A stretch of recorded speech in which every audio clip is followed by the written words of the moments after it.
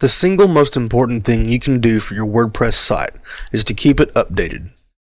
There are lots of important security and stability updates, as well as bug fixes that are released in WordPress updates.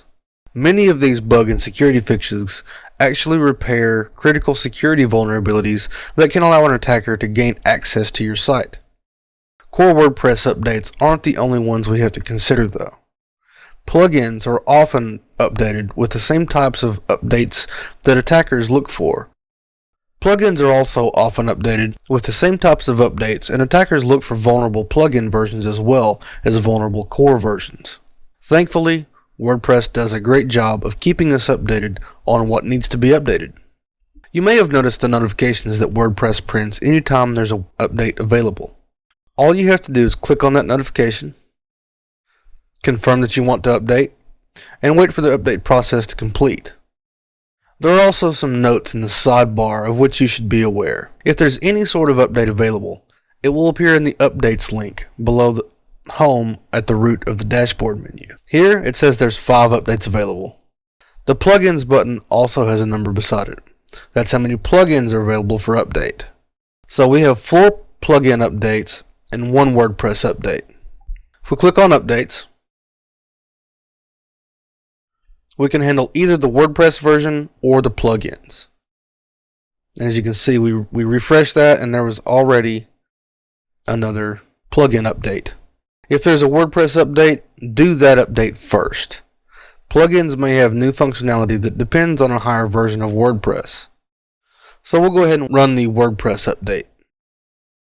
We'll click Update Now and give it a moment to communicate.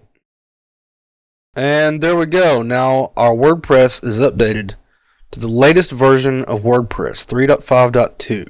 Now it's time to update our plugins. We'll go to Plugins.